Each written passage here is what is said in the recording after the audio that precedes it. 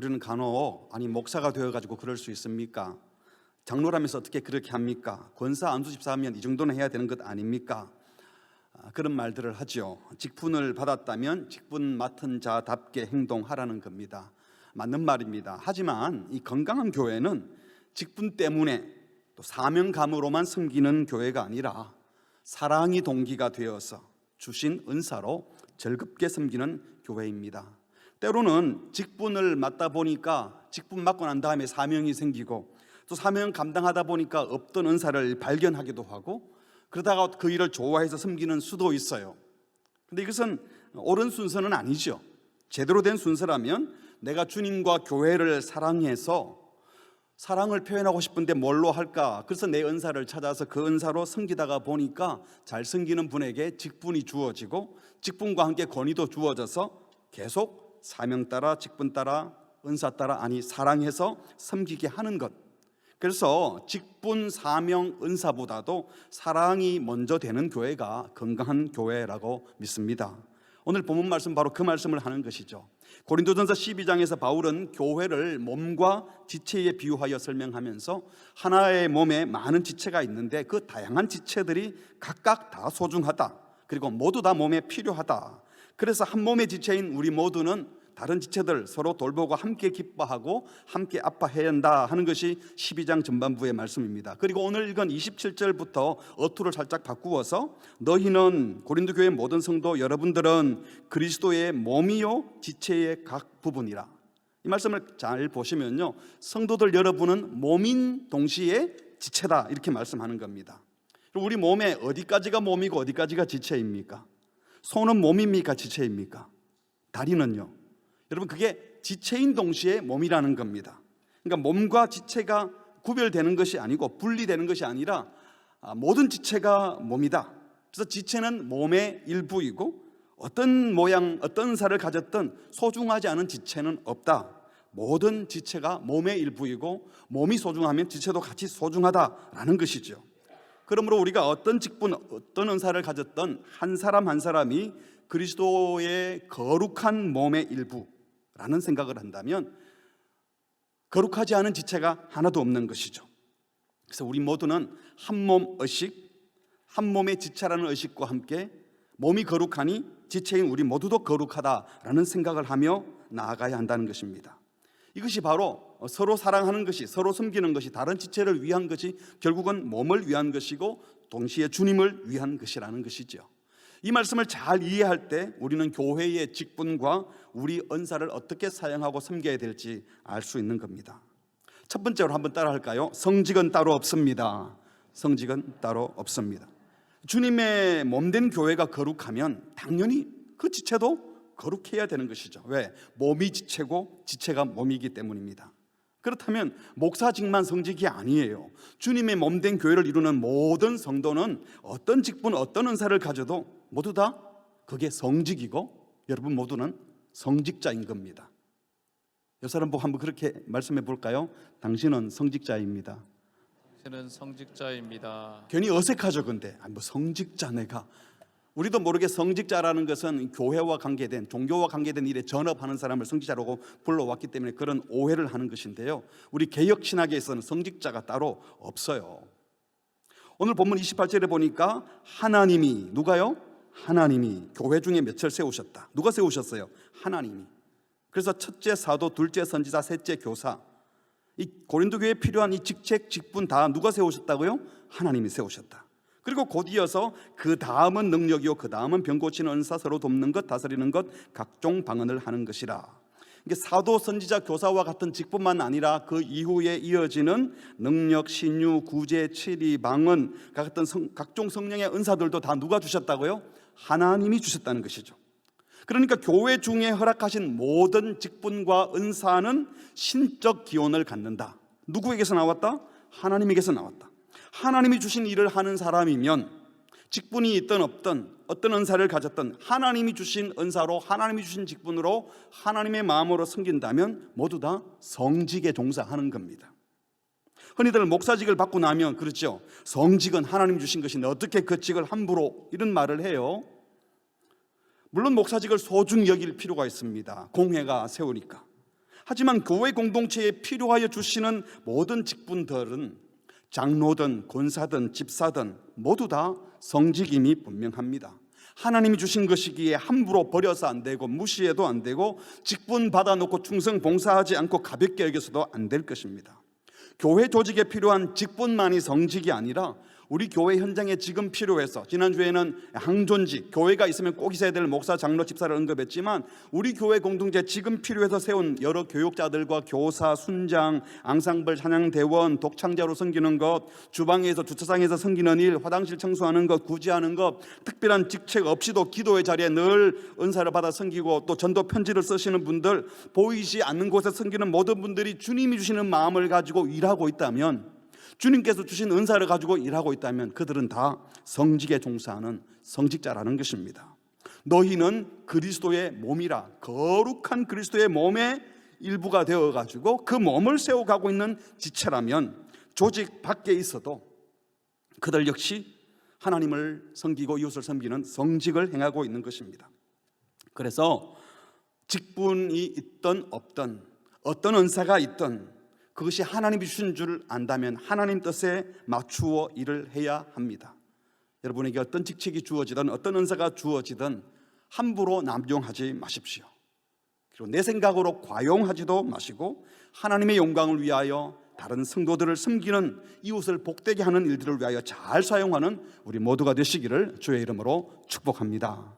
우리 모두가 성직자이기 때문입니다. 두 번째로, 이 모든 직분과 은사를 주신 분이 하나님이시라면 우리는 그 직분 때문에 직분으로 섬기는 것이 아니라 그 직분 감당하도록 하나님 주신 은사로 섬겨야 하는 것입니다. 한번 저를 따라 하시죠. 직분으로 섬기지 말고 직분으로 섬기지 말고 은사로 섬기십시오. 은사로 섬기십시오. 예.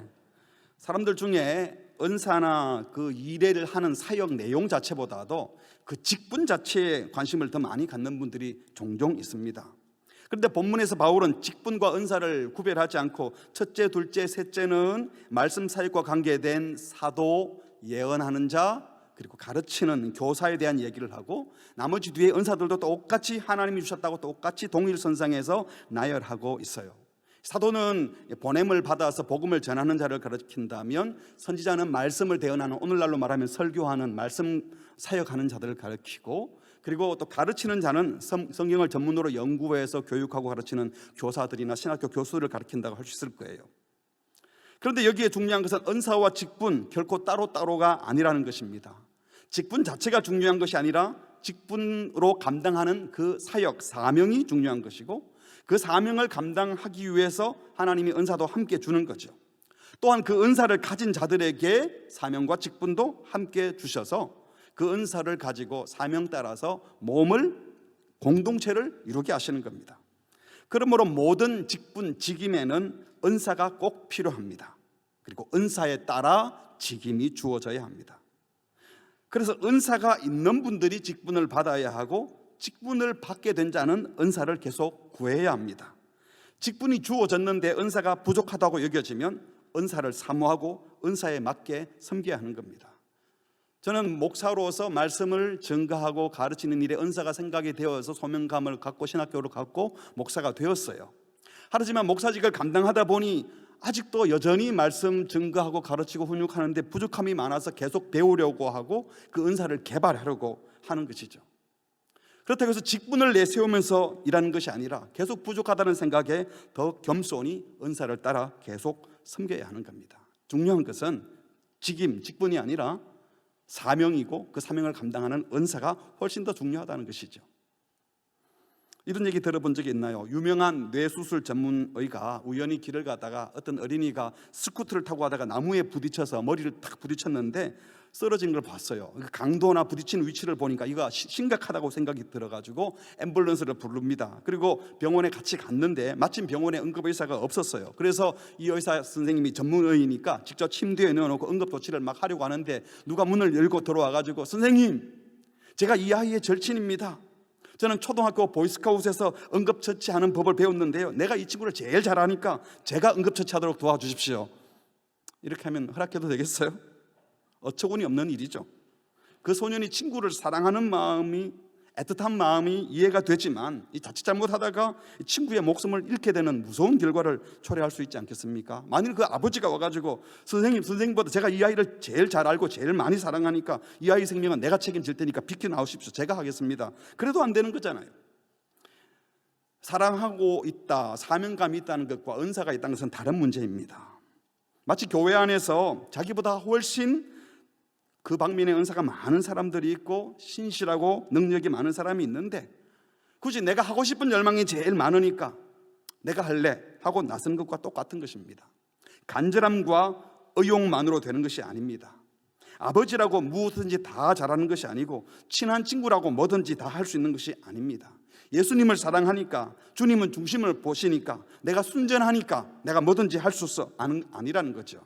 그 순전한 마음은 갖고 있지만 그 일을 감당할 때는 공동체에 필요한 은사를 따라 섬겨야 하는 것입니다. 하나님은 은사를 주시고 은사대로 섬기게 하시고 은사대로 섬기는 교회가 건강한 교회인 줄 믿습니다. 사회에서도 마찬가지예요. 이 건강한 국가나 단체에서 최고의 직책, 책임이 많은 그곳에는 최고의 실력을 가진 자가 자리를 차지해야 합니다. 그런데 부패한 사회에서는 일하는 사람 따로, 직책 맡은 사람 따로 있어요. 직책을 감당할 능력도 없는데 일은 딴 사람들이 다 하는데 자기는 이름만 가지고 권세만 부리고 행세만 한다면 그만큼 사회가 손해를 보는 것이죠.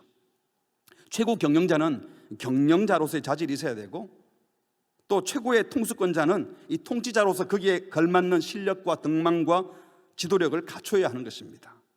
가끔 가정에서 아버지를 뭘로 보고 아니 남편을 어떻게 알고 이러는 거야 뭐 이런 말씀을 하는 분들이 있잖아요. 그것은 직책만 강조하고 아버지로의 적절한 품성과 인격과 실력이 모자라서 자녀들을 잘 못 키웠기 때문에 남편으로서 역할을 못해서 아내한테 사랑을 못 받고 존중을 못 받으니까 자꾸 그 직을 내세우는 것 아니겠어요? 죄송합니다. 아버지 남자만 얘기해서. 여자도 마찬가지예요. 아니 어디 어머니한테 아내를 어떻게 이렇게 하면 안 되지 않겠습니까? 어머니도 자녀도 사장도 직원도 목사도 장로도 권사도 집사도 직분과 함께 직분에 걸맞는 은사를 가지고 있어야 되고 품성을 가지고 있어야 건강한 가정, 건강한 교회, 건강한 사회가 될 것입니다. 오늘 말씀은 바로 이 부분을 얘기하는 겁니다. 그러나 사람의 조직 체계에서는요 가끔 필요한 은사를 가지고 있지 않은 이 부족한 사람이 그 직임을 맡기도 합니다. 하지만 하나님은 하나님의 교회에서는 발로 만지라고 하지 않고 손으로 보라고 하지 않고 눈으로 들으라고 하지 않습니다. 발은 걷게 하시고 손은 만지게 하시고 눈은 보게 하시고 귀는 듣게 하십니다. 그러므로 어떤 사람이 가르치는 은사도 말씀에 대한 적합한 은사도 없는데 예를 들어서 목사가 되려 해서는 안 되고요. 병 고칠 능력이 없는데 병을 고쳤더니 많은 사람들이 와 따른다고 해서 아무나 안수하고 고치겠다고 해서도 안 되는 것이고요. 음을 다스리는 음치인데 나 찬양대 가운 입고 앉아있는 거 너무 멋있어 보여. 저도 찬양대 할래요. 헌금 독송하니까 다 집중하던데 저도 저기 서게 해주세요. 그렇게 고집해서는 안 되는 거잖아요. 그러므로 교회에서 직분자가 될 때 이런 차원에서 주의해야 합니다. 명예나 권위, 체면 혹은 그 외에 어떤 다른 이유로 직임을 받으려 해서는 안 될 것입니다. 직분 자체가 우리가 기도하며 사모할 대상은 결코 아닙니다. 그 직분에 따른 사명과 사역이 우리의 소망이 되어야 하고 그 은사를 따라 사명 감당하기를 소망해야 하는 겁니다. 목사 되는 것이 가장 영광스러운 일이다. 맞아요. 목사에게는. 그러나 목사 안 되면 영광스럽지 못합니까? 그렇게 말하면 잘못하는 거예요. 그래도 목사가 못 되면 교회에서 장로는 해야지. 여자가 전도사 못하고 교육자 못하면 권사는 해야지. 그래야지. 여러분 이런 말 하지 않는 교회가 되기를 바랍니다. 그래도 그거 해야 되겠어요. 어떤 직책에 있든지 참으로 주님을 닮아 성숙한 그리스도인이 되고 주님을 더 잘 예배하는 자가 되고 어떤 상황에서도 예수를 증거하는 증인으로 산다면 주님이 기뻐하실 줄 믿습니다. 하지만 우리가 사역을 감당할 때는 또 사역을 해야 되기 때문에 몇 가지 기준을 가져야 되는 거죠. 제일 먼저는 내가 소명이 있는지를 점검해야 돼요. 근데 여러분 이 소명이라고 하는 것은 부르셨다 하는 거잖아요. 콜링. 그런데 여러분 부르셨다고 하는 것은 내가 하고 싶은 것이 문제가 아닙니다. 하나님이 어떻게 부르십니까? 각 개인을 부르는 것이 아니라 몸된 교회의 지체로서 그 지체가 뭘 할지를 부르셔요. 저는 이것을 공동체적 소명이라고 하는데 그 공동체 안에서 뭐가 필요한지를 보고 부르신다는 거예요. 예를 들면 이런 겁니다. 어떤 분은 피아노를 치는 A급 실력이 있어요. 그런데 가르치는 은사는 B급 실력입니다. 근데 그 교회에 지금 반주자도 필요하고 교사도 필요해요. 근데 어떤 한 자매는 피아노 치는 실력은 C급인데 가르치는 은사는 하나도 없어요. 그럼 누가 피아노를 쳐야 되겠어요? C급이 쳐야죠. 왜? 교사도 해야 되니까. 내가 좋아하는 건 무조건 내가 할 거야가 아니라는 겁니다. 또 어떤 경우는 내가 열심히 하고 있는데 훨씬 더 잘하는 분이 오셨고 그분은 그것 말고는 할 것이 없다면 양보할 수도 있는 겁니다. 공동체 안에는 내가 하고 싶은 것이 아니라 공동체의 필요에 따라서 부름이 있으면 그 부름에 순종하는 것. 그러니까 실력과 은사가 있다고 다 그 일을 할 수 있는 것은 아니기 때문입니다. 주님은 몸된 교회를 세우고 몸된 교회에 필요하도록 부르시는 겁니다. 그렇게 섬겨야 하나님 나라가 더 융숭하고 균형 있게 커가기 때문입니다. 그리고 그 소명이 있다면 그 일을 내가 꼭 해야 되겠다는 불타는 사명이 있어야 됩니다. 곧 대통령 선거도 하게 되는데 이 나라에 좋은 대통령이 필요해, 좋은 지도자가 필요해. 이 소명이 있다는 것을 알죠. 그런데 나를 부른 건 아니에요. 그럼 내가 꼭 해야 되는 건 아니에요. 부름이 있고 필요하다는 걸 알았는데 그걸 내가 꼭 해야 되겠다 하는 사명이 있는 사람들이 그 일에 나서겠죠. 교회도 마찬가지입니다. 부름만 있는 것이 아니라 그 일을 꼭 해야 되겠다는 책임감과 사명, 안 하면 큰일 날 것 같은 그런 마음이 드는 사명이 필요합니다. 그런데 소명과 사명이 있어도 은사를 보고 점검해야 합니다. 은사가 없는데 괜히 나서면 자기도 힘들고 다른 사람들도 힘든 거예요. 목사님이 설교를 하는데 말의 은사가 없고 설교의 은사가 없는데 앉아 있는 분들이 얼마나 힘들겠어요. 피곤하고 언제 끝나나 이러고 앉아 있지 않겠습니까? 본인도 힘들어요. 그 하는 자리가 힘들 수 있다요. 그래서 은사, 사명, 소명이 있다는 증거가 무엇일까? 그것은 그 일을 기쁘게 한다는 것입니다. 은사 없이 직임만 맡은 자는요, 자기 일이 즐겁지 않아요. 은사가 있는데 소명, 사명감이 없으면 일은 쉽게는 할 거예요. 은사가 있으니까, 능력이 되니까. 하지만 소명의식, 사명감 없이 하면 일은 쉽게 하는데 재미가 하나도 없고 즐겁지도 않습니다. 소명, 사명, 은사를 가진 자가 직분을 맡아 섬기면 남들보다 훨씬 수월하게 일하면서 기쁘고 즐겁게 일을 합니다. 물론 그렇게 해도 힘들어요.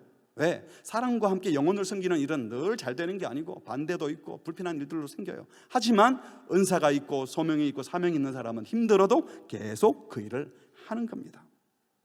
여러분, 예수님께서 오병이어로 5,000명을 먹이시는 기적을 행하셨을 때 예수님이 직접 5,000명에게 일일이 나눠주지 않고 제자들 시켰어요.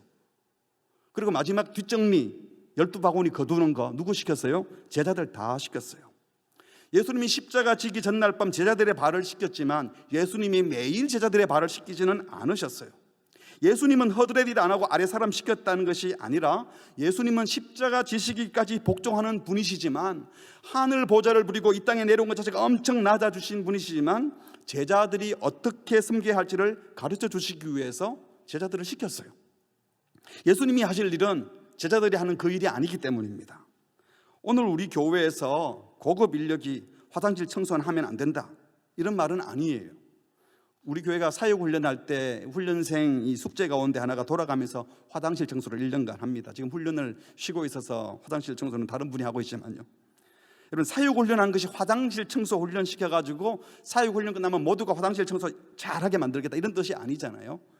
그것이 아니라 남들이 잘 하지 않으려고 하는 것을 가장 많이 훈련받고 섬김의 직분을 갖는 사람들이 그 일을 하면서 섬기는 자세를 훈련하는 겁니다.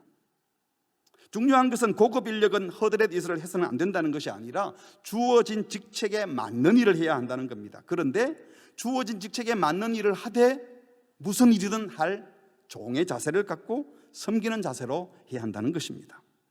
저는 설교하는 것이 참 좋습니다. 강단에 서는 게 기쁘고 감사하고 또 말씀으로 변화되는 성도들을 보는 것이 너무 기쁘고 고마워요. 하지만 준비하는 건 너무 힘들고 어렵고 어떨 때는 몇 번씩이나 이거 준비 안 하고 그냥 설교만 할 수 없을까 싶은 생각 때문에 준비하는 것이 고통스러워서 언제 그만둘까 이런 생각이 들 때도 사실 있습니다. 하지만 강단에 서는 것은 보람돼요. 그렇지만 이것이 기쁘고 감사한 일이기 때문에 힘들어도 계속 하는 것이죠. 만약 여러분들 가운데 좋아하지도 않고 즐겁지도 않고 보람되지도 않는데 힘만 들고 고통스럽기만 하다, 그 일은 그만두셔야 합니다. 다른 일을 하셔야 될 겁니다. 고민 안 하셔도 돼요. 최소한 힘이 들어도 보람은 되고 고통스러워도 주님이 주실 상급이 기대가 돼서 소망은 돼야 되는데 소망도 없고 즐겁지도 않고 기쁘지도 않다. 그러면 잘못 길을 들었은 거죠. 혹시 이미 직분을 받았는데 은사가 부족하다고 생각하십니까? 그렇다면 기도하면서 은혜를 구하십시오. 주님, 주께서 직분을 주셨는데 이 직분을 감당할 은사를 주십시오. 우리 각자는 직분을 사모하는 자가 아니라 그 직을 잘 감당하기 위해서 은사를 사모하고 사명받고 쓰임받는 것에 더 마음을 쏟기를 바랍니다. 한번 저를 따라합시다. 주여, 주님께 쓰임받게 하옵소서. 주님께 쓰임 받게 하옵소서. 직분 주실 때 직분 주실 때 은사도 주시고 은사도 주시고 은사도로 섬기게 하옵소서. 은사대로 섬기게 하옵소서. 자기 자신도 그렇게 보시고 다른 일도 그렇게 섬길 수 있기를 바랍니다. 세 번째로, 교회의 모든 은사가 귀중합니다. 그러니까 성직은 따로 없다는 말씀 맞습니다. 하지만 그 중에서도 근간이 되는 은사, 교회의 기초가 되는 은사, 지도격에 있는 은사들이 분명히 있습니다. 그것이 바로 말씀 사역입니다. 28절을 다시 보시면 하나님이 교회 중에 몇을 세우셨으니 하면서 복음을 전하는 사도, 말씀을 대언하는 선지자, 그리고 기독교 신앙의 의미와 도덕적 내용을 가르치는 교사에 대해서는 첫째, 둘째, 셋째라고 카운트를 하죠. 그리고 그 다음은 능력, 병 고치는 은사, 서로 돕는 것, 다스리는 것, 각종 방언한 것은 그 다음이라고 순서를 매기고 있어요. 앞에 세 가지는 다 말씀과 관계되는 겁니다. 복음을 선포하는 사도, 복음을 전하는 사도, 그리고 말씀을 대언하는 설교자, 예언자, 그리고 계속 말씀을 가르치는 훈련 양육자들, 이것을 앞세우고 있습니다. 왜냐하면 복음을 전하지 않으면 교회가 생기질 않아요. 복음을 듣고 복음을 통해서 사람이 키워지고 말씀 사역을 통해서 교회가 자라나기 때문입니다. 그리고 그 다음에 언급되는 갖가지 은사들은 이 조직의 직책이라고 할 수 있는 것이 아니라 이 교회 공동체로 모인 분들이 더 한몸된 교제를 이루고 성도의 다른 분들의 필요를 채우기 위해서 능력, 병고침, 서로 돕는 것, 다스림, 방언과 같은 다른 은사들이 주어진다는 것입니다. 이런 은사들은 말씀으로 교회가 세워지고 나면 그 교회의 지체들을 섬기고 협력하는 데 필요한 다양한 은사들입니다. 이 가운데서 특히 방언의 은사를 제일 뒤에 둔 것은 이 고린도 교인들 사이에 방언의 은사가 너무 과대평가되고 과시되었기 때문에 바울이 의도적으로 맨 뒤에 둔 것으로 보입니다. 여기서 말씀하는 바는 분명합니다. 교회에 여러 직분이 필요하지만 그래도 가장 근간이 되고 중심되는 직분은 말씀 사역이라는 것이죠. 모두 다 섬기라고 주신 직분이지만 섬긴다고 해서 모두 다 팔 걷어 붙이고 땀 흘리는 일을 하라는 것이 아니에요. 섬긴다라는 것은 주신 은사를 가지고 최선을 다하여 다른 영혼의 필요를 채워준다는 겁니다. 그래서 제가 섬기는 것은 화장실 청소하고 어디 가서 땀 흘리며 노동을 하는 것이 아니라 말씀을 잘 먹이기 위해서 말씀 준비에 최선을 다하는 것이 바로 성도들을 섬기는 방법인 것이죠. 이런 차원에서 우리 교회는 말씀 사역을 귀히 여깁니다. 그러니까 목사라는 직이 특별해서가 아니라 이 말씀 사역이 소중하기 때문에 예를 들어서 설교하는 목사를 막 미워하고 저 인간이 뭐야 이런 데 앉아서 설교를 듣는 게 얼마나 힘이 들겠어요. 그래서 그런 차원에서 말씀을 잘 전할 수 있도록 관계가 흐트러지지 않도록 서로 돕고 또 서로 세워주는 그런 것이 필요한 겁니다. 우리 교회 함께 동력하는 교육자님들 많이 젊습니다. 젊은 분들 같은 경우는 뭐 다른 경험이나 실력이나 인격들이 우리 어르신 장로님들이나 또 오래 순장하신 분들에 비해서는 훨씬 더 모자랄 수도 있어요. 하지만 전문적인 말씀 사역자들이라면 우리가 그분을 세워주는 것이 결국은 내가 말씀을 잘 먹게 되는 길이기 때문에 우리는 그분들을 귀히 여겨주는 것입니다. 오늘 10월 31일이 종교개혁 기념일입니다. 또 대부분의 교회가 종교개혁 기념주일로 지키기도 하죠. 이 종교개혁의 가장 큰 핵심 중에 하나가 사제들만 성경을 읽고 했었겠어요. 헬라어, 히브리어, 라틴어로 된 성경을. 그런데 이 성경을 일반인들이 쓰는 독일어로 번역해서 독일 교회 성도들이 그냥 읽게 한 겁니다. 이게 대혁명이었어요. 성경을 아무나 읽고 해석할 수 있다는 것은 그들이 볼 때는 이단에 빠지면 어떡해, 함부로 성경 읽으면 안 돼라고 생각했는데 평신도들에게 성경을 준 겁니다. 그래서 말씀을 읽고 해석하고 말씀을 누구든지 보도록 하는 이것이 종교개혁의 핵심이었어요. 그래서 개혁교회의 핵심은요, 예전 중심, 전통이나 의식 중심에서 이제 말씀 중심의 교회로 바뀌어진 것입니다. 성도들을 누구나 읽게 했으면 그들을 잘 알고 말씀대로 살도록 돕기 위해서 이제 말씀 사역자가 필요한 것이지 제사 드리는 사제가 필요한 것이 아니라는 것입니다. 성경이 바로 읽혀지고 바로 해석되고 바로 가르쳐지고 바로게 적용할 수 있도록 돕는 사역자이기 때문에 중요한 것이지, 말씀 사역자가 무슨 다른 신적 권위가 특별히 있는 것은 아니라는 것입니다. 그래서 우리는 말씀 전하는 자들이 말씀과 기도에 전무할 여건을 마련해 드리고 그들이 그 일에 집중할 수 있도록 기도하고 도울 의무가 있는 것입니다. 사랑하는 성도 여러분, 저나 우리 동역자들이 특별히 인격이 좋고 훌륭해서가 아니라 교회 공동체를 더 건강히 세우기 위해서라도 말씀 사역자들을 소중히 여겨주는 우리 모든 식구들이 되시기를 주의 이름으로 축복합니다. 마지막 네 번째로, 말씀의 사역, 말씀 은사가 소중하고 말씀 사역이 귀하지만 모두가 말씀 사역자가 될 수는 없잖아요. 어떤 은사가 아무리 귀해 보여도 한 사람이 귀한 은사를 다 소유할 수는 없어요. 하지만 모두가 사모해야 될 은사는 있다고 말씀하십니다. 29절을 보십시오. 다 사도이겠느냐, 다 선지자이겠느냐, 다 교사이겠느냐, 모두 다 말씀 사역자는 될 수 없다. 또 다 능력을 행하겠느냐, 다 병 고치는 은사를 가진 자이겠느냐, 다 방언을 말하는 자이겠느냐, 다 통역하는 자이겠느냐. 이 말은 한 사람이 두 가지 이상 은사를 못 갖는다는 뜻이 아니라 아무리 괜찮아 보이는 은사라도 한 사람이 다 가질 수는 없고, 그래서도 안 되고 여러 사람이 나누어 갖는다는 것이죠. 간혹 자기 스스로 뛰어난 실력과 능력이 있다고 잘난 척하면서 남을 무시하는 자들이 있는가 하면, 또 반대로 교회 안에서 나는 특별한 은사도 없어, 저분은 참 좋은 은사를 가져서 좋겠어 하고 부러워하면서 스스로를 하찮게 여기는 경우도 있어요. 다 잘못된 것입니다. 주님은 말씀하시기를 주님 몸된 교회에 각양 은사를 가진 자들이 모여서 한 몸을 이룹니다. 한 사람이 몸된 교회에 필요한 모든 기능을 담당할 수 없고 아무리 중요하고 좋은 일이어도 모두가 그 일을 할 수 없다고 말씀하십니다. 그러므로 각자 받은 은사, 맡은 직분에 감사하며 살아야 합니다. 남의 은사 부러워하지 마시고 무시하지 마시고, 동시에 자기가 제일이라고 거덜먹거리지도 마시고 잘난 척도 하지 마십시오. 방언을 하든 노래를 하든 악기를 잘 다루든 병 고치는 은사가 있든 성경을 많이 하고 박식하든 경제적으로 넉넉하든 그 어떤 이유로도 그것이 자기를 드러낼 이유가 못 됩니다. 아무리 대단해 보여도 다 몸의 일부이고 서로 섬겨야 되고 서로 세워줘야 되는 지체인 줄 믿으시기 바랍니다. 그럼에도 불구하고 다른 것은 한 사람이 다 가질 수 없고 모든 사람이 그 은사를 가질 수 없지만 모든 성도가 추구해야 될, 사모해야 될 은사가 있다고 말씀하시죠. 31절 같이 합니다. 시작. 너희는 더욱 큰 은사를 사모하라. 내가 또한 가장 좋은 길을 너희에게 보이리라. 더욱 큰 은사, 제일 좋은 길, 그게 바로 12장이 마무리되고 13장에 나오는 사랑입니다. 사도 바울은 사랑이야말로 가장 큰 은사요, 모든 성도들이 사모해야 될 가장 좋은 은사라고 말씀합니다. 많은 사람들은요, 그 은사가 다른 사람들에게 얼마나 유익할까 이거보다 얼마나 사람들이 괜찮게 생각하고 매력적으로 생각하는가, 남의 주목을 받는, 당장 나에게 유익을 주는 것에 더 관심을 쏟는 경향들이 있어요.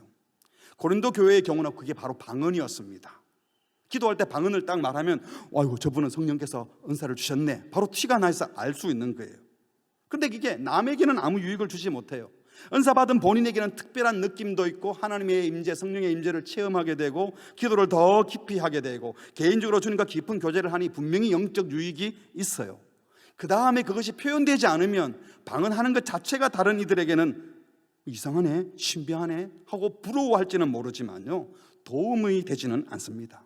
오히려 공회로 모였을 때 예배 시간에 갑자기 누가 막 저쪽에서 방언하면 방해가 되고 불편한 일도 될 수 있습니다. 성령의 은사는 그 어떤 은사라도 몸에 유익을 끼쳐야 합니다. 몸을 이롭게 해야 됩니다. 그런데 몸을 이롭게 하기보다 그 은사 때문에 자기 혼자 튀고 잘나고 남들에게 불편을 준다면 잘못된다는 것이죠.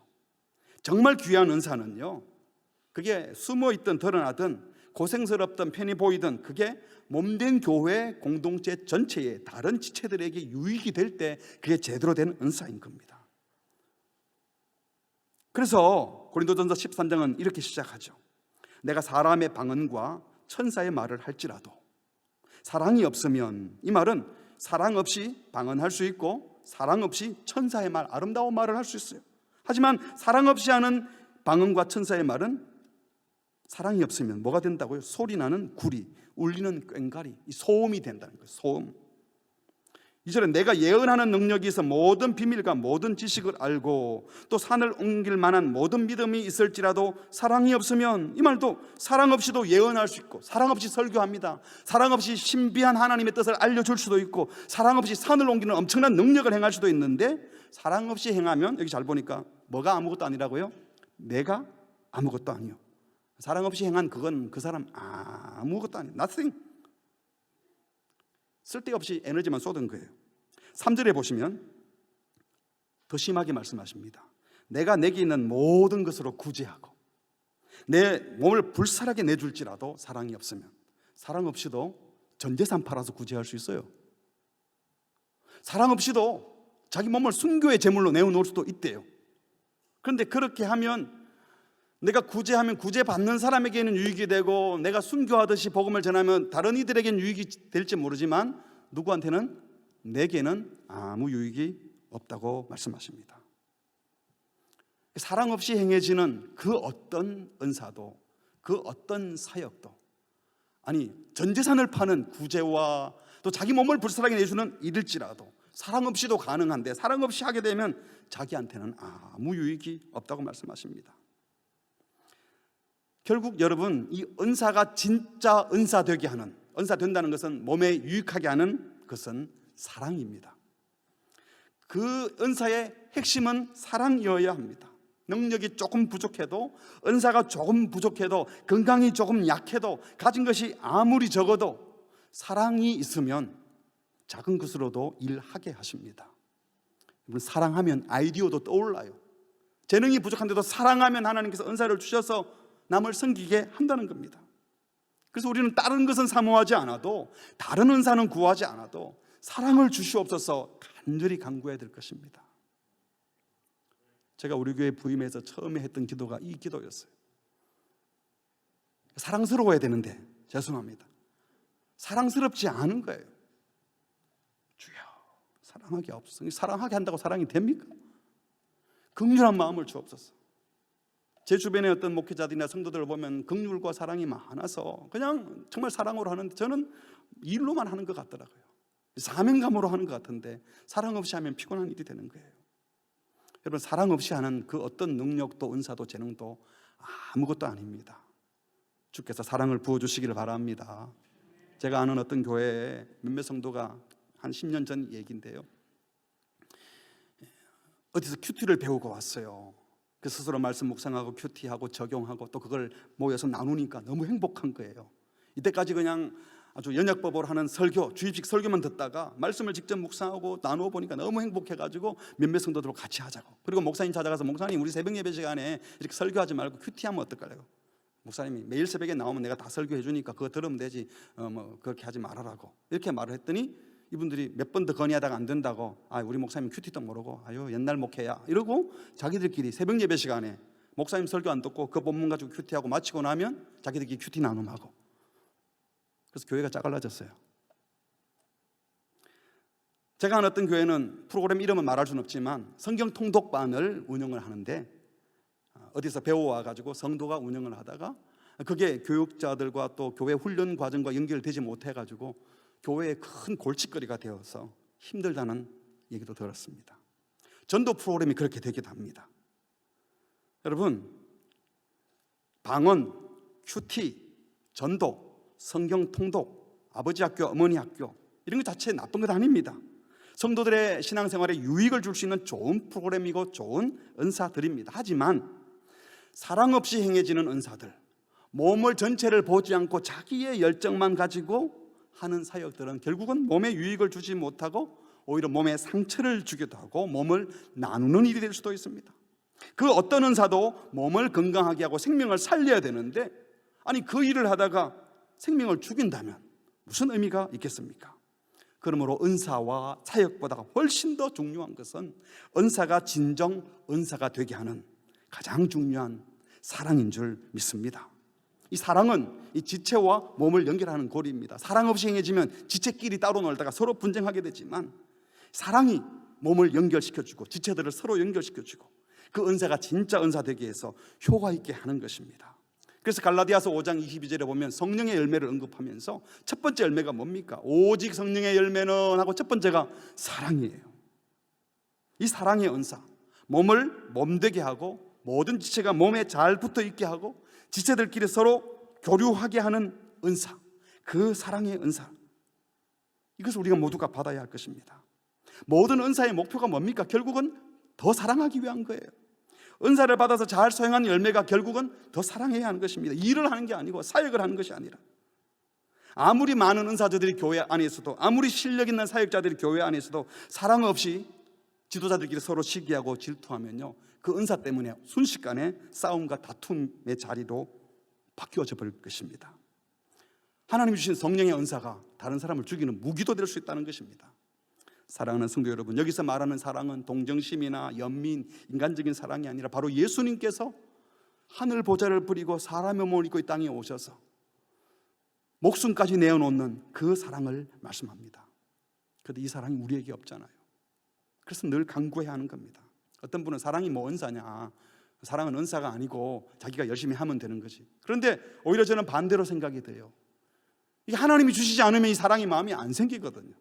그래서 하나님이 선물로 은사로 마음을 주셔야 원수 같은 사람이 이뻐 보이고 보기 싫던 사람이 아름답게 보일 수도 있는 것입니다. 사랑하는 성도 여러분, 모든 은사와 직분을 성직이라고 말할 수 있는 것도 바로 몸된 교회를 사랑하고 영혼을 사랑해서 하는 일일 때입니다. 직분 때문에 섬기지 않고 은사로 섬기는 것도 사랑해서 섬긴다면 그렇게 계속 할 수 있습니다. 말씀의 은사가 사역의 근간이 되는 중요한 이유도 영혼을 사랑해서 해야 그게 좋은 사역이지, 그냥 머리 좋아서 성경 많이 읽고 이해하고 글 잘 쓴다고 해서 그게 좋은 은사가 아니듯이 말입니다. 사랑하는 성도 여러분, 지금 우리 교회에 가장 필요한 은사가 무엇일까요? 사랑의 은사입니다. 직분자를 선출하는 과정에서 우리가 더 깊이 생각해야 될 것도 사랑입니다. 우리가 직분을 맡더라도, 혹시 맡지 않더라도 사랑이 있다면 누구를 선출하고 선출하지 못하고 많이 당선되고 적게 당선되고 이게 중요한 것이 아니라, 이 모든 것은 하나의 도구고 과정일 뿐, 우리가 사랑이 풍성해서 한다면 그 모든 것들이 우리를 더 단단하게 하고 더 성숙시키시고 우리를 더 건강하게 할 줄 믿습니다. 말씀을 맺겠습니다. 교회에서 직분자를 선출하는 것은 성직자 뽑는 것 아닙니다. 왜? 우리 모두가 성직자니까요. 우리가 하는 모든 일이 성직입니다. 그러니까 우리가 무슨 직분을 받았는가, 무슨 사명을 받았는가, 그 사명보다 그 사명의 핵심인 하나님과 이웃을 사랑하는 사랑의 마음이 우선되어야 합니다. 그래서 직분 때문에 사명을 받았으니 할 수 없이 책임감 때문에 내가 안 하면 큰일 나니까가 아니라, 사랑해서 또 주신 은사로 기쁘게 즐겁게 섬기는 성도들 때문에 몸이 건강해지는 은혜를 주시기를 바랍니다. 분명 주님은 교회에 그 어떤 은사보다 가장 근간이 되는 은사로 하나님의 뜻을 전하고 가르치는 말씀의 은사를, 또 말씀 사역자를 귀히 여기시는 것 분명합니다. 저와 같은 목사직이 특별해서가 아니라 말씀을 맡아 섬기는 종들이 말씀을 깊이 연구하고 묵상하고 바르게 전해야 교회가 건강히 세워지기 때문입니다. 그래야 우리 모두가 영적으로 또 건강해지기 때문입니다. 하지만 저를 비롯한 모든 말씀 사역자들이 자기만 특별한 신적 권위를 가진 것처럼 행세하는 것은 큰일 날 일입니다. 우리 모두 연약한 인간으로 하나님의 은혜가 필요한 자들입니다. 그래서 교회를 섬기는 일에 가장 중요한 은사, 누구나 구해야 될 은사인 사랑을 함께 구하고, 우리 교회가 하는 모든 사역을 통하여 또 직분자 선출하는 이 과정을 통해서도 사랑하는 훈련을 하고 사랑을 발견하고 우리의 사랑이 더 깊어지며 더 성숙한 성도로 세워지는 기간이 되기를 주의 이름으로 축복합니다. 아멘. 우리 함께 찬양하겠습니다. 우리 안의 사랑을, 우리 눈의 사랑을, 이 나라, 우리 교회 휩쓸도록 사랑을 채우소서. 오 주님, 진실한 형제의 사랑 새롭게 알게 하소서. 우리 안에 사랑을 주시옵소서. 우리 함께 고백하겠습니다. 우리 안에 사랑을, 우리 눈의 사랑을 이 나라 휩쓸도록 채우소서. 오 주님,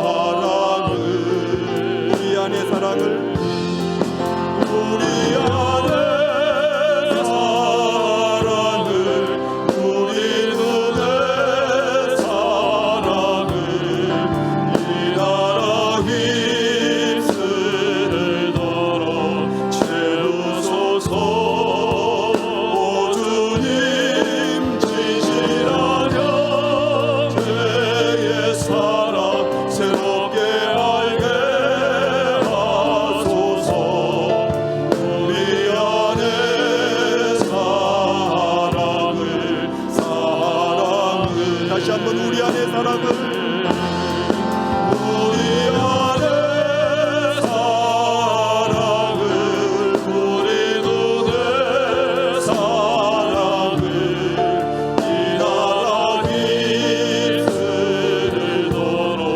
채우소서.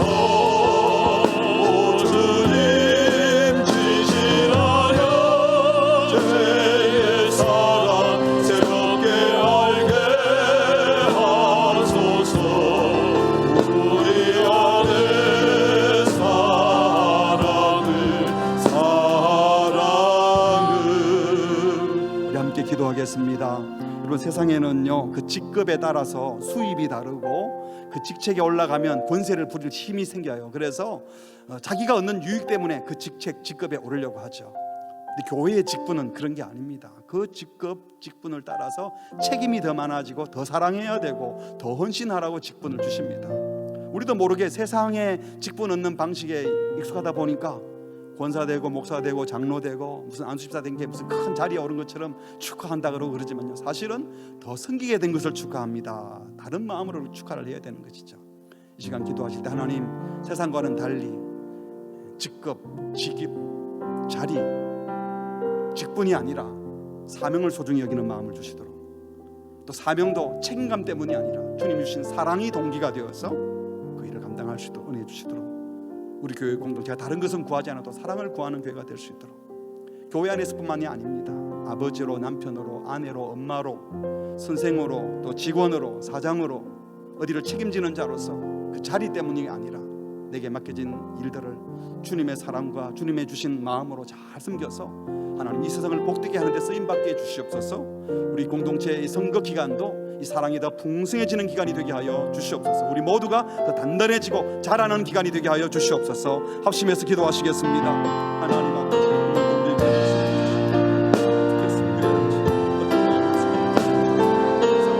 우리 사랑을 부어 주시옵소서.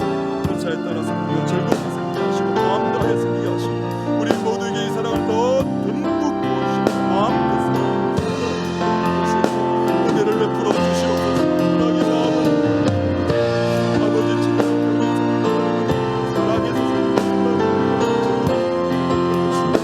은혜를 베풀어 주시옵소서. 주여 사랑해 주님이 주시는 사랑으로 내 능력이 아니라 주님이 주시는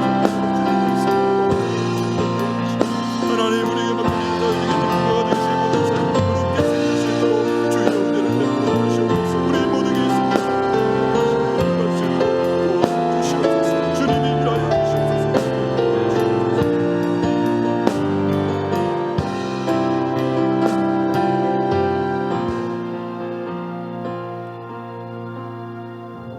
하나님 아버지, 우리로 하여금 예수 믿고 구원받게 하실 뿐만 아니라 몸된 교회의 지체가 되게 하시고 거룩한 몸의 일원이 되어 거룩한 사명 감당하게 하시니 감사합니다. 하나님, 어떤 일을 하든지 몸을 생각하는 자가 되게 하시고 자신의 기분과 의지와 열정이 아니라 하나님이 주시는 은사로 주님이 주시는 사명으로 몸된 교회를, 공동체를 복되게 하는 데 쓰임받는 우리 모든 소명자가 되게 하여 주시옵소서. 억지로 책임감 때문에 직분 맡았으니 할 수 없이가 아니라 사랑이 동기가 되어서 즐겁게 섬기게 하여 주시옵소서. 이번 직분자 선거 기간이 더 사랑하게 되는 기간이 되게 하시고 교회가 더 단단하게 건강하게 세워지는 기간이 되게 하시고 모두가 훈육받아서 주님의 기쁨이 되고 세상에 나가서도 그리스도의 정신을 마음껏 실현해내며 드러내는 정인의 삶을 살 수 있도록 은혜를 베풀어 주시옵소서. 예수님의 이름으로 기도합니다. 아멘.